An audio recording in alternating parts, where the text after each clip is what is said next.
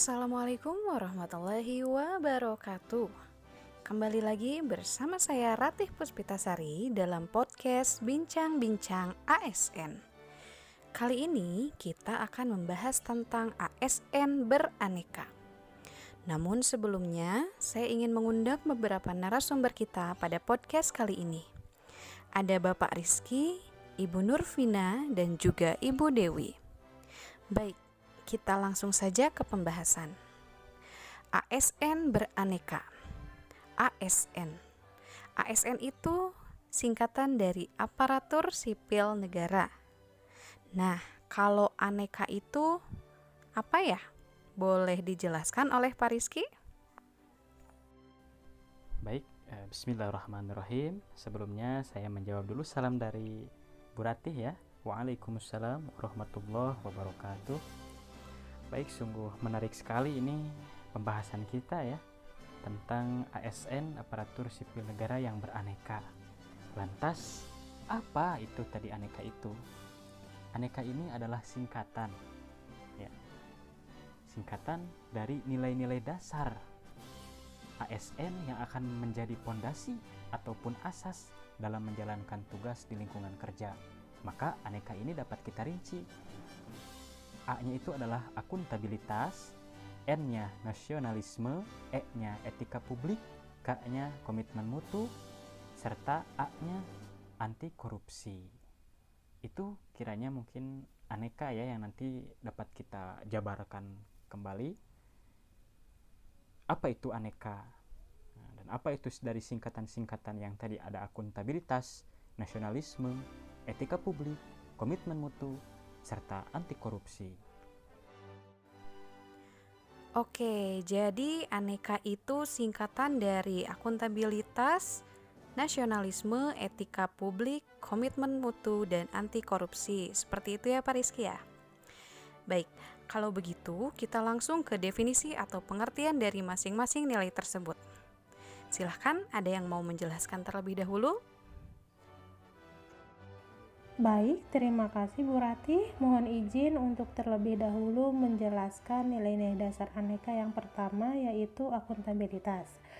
Akuntabilitas adalah bentuk pertanggungjawaban terhadap tindakan, produk, kebijakan, ataupun pengadministrasian yang telah ditugaskan dan telah diamanahkan kepada kita. Contohnya, kita sebagai guru PNS diharuskan untuk mempertanggungjawabkan segala sesuatu yang berkaitan dengan kependidikan, diantaranya membuat modul ajar, membuat materi pembelajaran, bisa datang tepat waktu ke sekolah, bisa menggunakan seragam sesuai dengan waktunya, dan lain-lainnya. Untuk selanjutnya, saya akan menjelaskan mengenai pengertian nasionalisme. Nasionalisme adalah bentuk tertinggi kecintaan kita terhadap tanah air, di mana kita dapat menanamkan nilai-nilai Pancasila dalam kehidupan sehari-hari. Contohnya, dapat beribadah sesuai dengan agama dan kepercayaan kita, dapat bertoleransi antara umat beragama, dapat bergotong royong di lingkungan tempat kita tinggal, dapat menjaga diri kita untuk selalu menjaga kesehatan dengan cara berolahraga dan tetap melaksanakan kewajiban kita untuk melaksanakan protokol kesehatan. Wah, luar biasa sekali ya penjelasan akuntabilitas dan nasionalisme dari Bu Dewi. Kalau sisanya nih, etika publik dan komitmen mutu. Bu Vina, boleh dijelaskan apa sih itu etika publik dan komitmen mutu? Silahkan. Baik, menambahkan ya Bu Rati dari Bu Dewi. Selanjutnya, poin yang ketiga, etika publik. Jadi, etika publik itu adalah standar atau norma yang menentukan baik buruknya suatu perilaku, tindakan, ataupun keputusan untuk mengarahkan kebijakan publik dalam rangka menjalankan tanggung jawab pelayanan publik. Kita bisa ngelihat baik dan layaknya, hak atau kewajiban kita, hormat dan objektif, terus dilihat apa yang semestinya, lalu bebas bertanggung jawab, serta ini fakta ataukah hanya keyakinan gitu. Kalau praktiknya, penerapannya, misal kalau di instansi saya itu seperti menjaga informasi komersil atau ekonomis yang bersifat rahasia kepada pihak-pihak yang nggak berhak gitu ya. Lalu selanjutnya ada yang keempat, itu komitmen mutu. Jadi komitmen mutu itu adalah suatu kemampuan inovasi produk atau jasa dengan efektif dan efisien sehingga dapat sesuai dengan spesifikasi. Nah, ada beberapa hal yang harus kita perhatikan. Pertama ada fokus pelanggan. Jadi kita mengutamakan pelanggan gitu ya. Lalu kepemimpinan, terus pelibatan karyawan, proses, pendekatan sistem, lalu ada perbaikan kesinambungan, harus ada evaluasi gitu ya. Lalu ada pendekatan fakta. Lalu terakhir ada hubungan pemasok yang saling menguntungkan. Jadi ada hubungan mutualisme gitu. Nah, contoh penerapannya kalau di rumah sakit itu komitmen kepada kepuasan customer, dalam hal ini pasien ya, pada pelayanan kesehatan gitu. Oke, tadi kita sudah tahu ya pengertian-pengertian dari akuntabilitas, nasionalisme, etika publik, dan juga komitmen mutu. Nah, ada satu lagi nih yang terakhir, anti korupsi. Silahkan Pak Rizky atau Bu Vina atau Bu Dewi, ada yang bisa menjelaskan apa itu anti korupsi? Ya, terima kasih. Sampailah kita di poin yang terakhir, yaitu anti korupsi. Menurut Undang-Undang Nomor 31 Tahun 1999, korupsi adalah tindakan melawan hukum dengan melakukan perbuatan memperkaya diri sendiri atau orang lain ataupun korporasi yang dapat merugikan keuangan negara maupun ekonomi negara. Maka dari itu, terdapat nilai-nilai anti korupsi diantaranya kejujuran, kepedulian, kemandirian, kedisiplinan, tanggung jawab, kerja keras, kesederhanaan, keberanian, dan keadilan.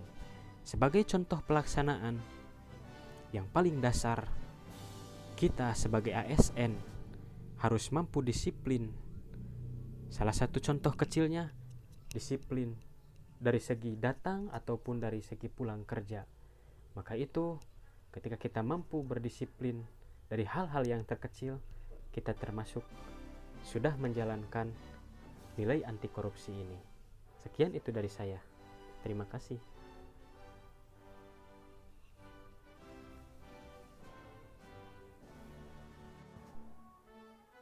Baik, tadi itu pengertian anti korupsi. Jelas sekali ya penjelasan dari Pak Rizky mengenai anti korupsi. Berarti sudah lengkap ya pengertian-pengertian atau definisi dari aneka. Selanjutnya saya ingin bertanya nih, seberapa penting sih ASN menerapkan aneka dalam kehidupan sehari-hari? Silahkan boleh dijawab. Kalau seberapa pentingnya aneka itu oleh PNS, tentu sangat penting ya Bu Rati, karena aneka itu adalah bekal atau fondasi awal gitu untuk berperan aktif dan bertanggung jawab dalam menjalankan setiap tugas, fungsi, dan peran ASN tersebut pada masyarakat. Betul sekali Bu Vina, ternyata nilai-nilai dasar aneka itu sangatlah penting dimiliki oleh seorang PNS, di mana dia harus memiliki prinsipnya sendiri agar tidak mudah untuk terhasut oleh bujuk rayu hal-hal yang negatif, seperti contohnya bujuk rayuan orang untuk melakukan korupsi, untuk tidak mematuhi peraturan, dan lain sebagainya. Selain itu, seorang PNS pun dituntut untuk memiliki inovasi dalam bidang yang diempunya. Misalkan dalam bidang pendidikan, seorang guru PNS dituntut untuk dapat berinovasi dalam memberikan pembelajaran yang baru, di mana pembelajaran yang dulunya monoton menjadi pembelajaran yang jauh lebih menarik dengan menggunakan metode-metode baru dan materi-materi pembelajaran yang diperbaharui agar capaian pembelajaran pada suatu pendidikan dapat sepenuhnya tercapai oleh siswa. Luar biasa penjelasan yang sangat memuaskan ya dari Bu Vina dan juga Bu Dewi mengenai pentingnya penerapan nilai-nilai aneka oleh ASN. Terima kasih nih Pak Rizky, Bu Vina, dan juga Bu Dewi sudah bersedia hadir dan menjadi narasumber pada podcast kali ini. Baik, mungkin itu saja bincang-bincang podcast kita kali ini tentang ASN beraneka. Sampai jumpa lagi di podcast dan video selanjutnya. Wassalamualaikum warahmatullahi wabarakatuh.